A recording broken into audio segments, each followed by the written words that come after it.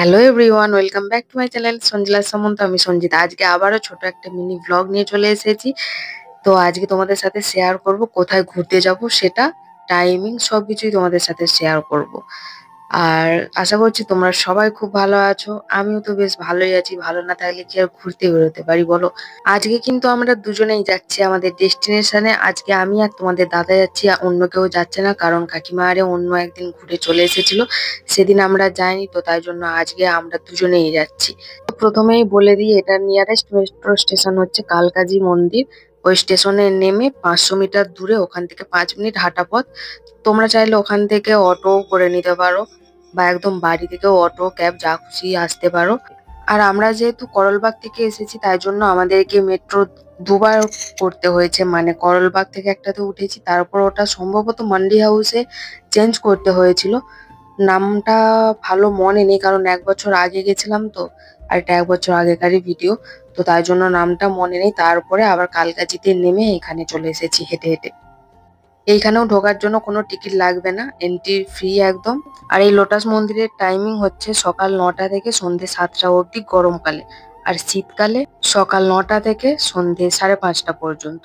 এই মন্দিরটা 1986 সালের নভেম্বর বা ডিসেম্বর মাসে কমপ্লিট হয়ে গেছিল।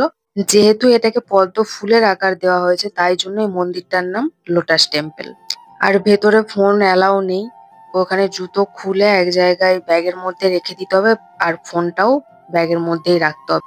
এই মন্দিরে কিন্তু নির্দিষ্ট কোনো ভগবানের ছবি বা মূর্তি কোনো কিছুই নেই।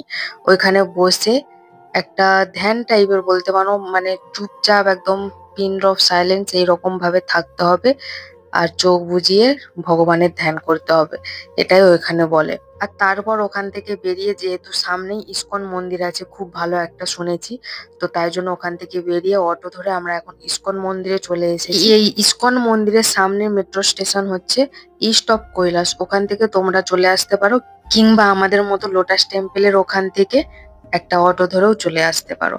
তারপর আমরা যে এসেছিলাম এখানটা একদম পারফেক্ট একটা টাইমে, কিন্তু বৃষ্টি হচ্ছিল, প্রচুর ভিজে ভিজেই এসেছি অটো থেকে নেমে।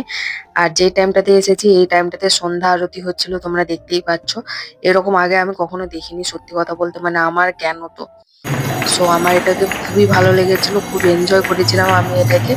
ওখান থেকে আসতে মন চাইছিল না, কিন্তু তোমাদের দাদার কাজ এসে গেছিল, যার জন্য ওখান থেকে তাড়াহুড়ো করে আমাদেরকে বেরিয়ে আসতে হয়েছিল। আর যেহেতু আমরা জন্মাষ্টমীর 2-3 দিন আগে এসেছিলাম, তাই জন্য কিন্তু মন্দিরটা অনেকটাই ডেকোরেশন করা ছিল, প্লাস প্যান্ডেল হচ্ছিল, সামনে লাইটিং দেওয়া ছিল। তো সব মিলিয়ে মিশে কিন্তু খুবই ভালো লেগেছিল। আর এই মন্দির কিন্তু বন্ধ হয় রাত্রি 9টার সময়। তো চলো, দেখা হবে আবার নেক্সট কোনো একটা ব্লগে। আজকের মতো বাই।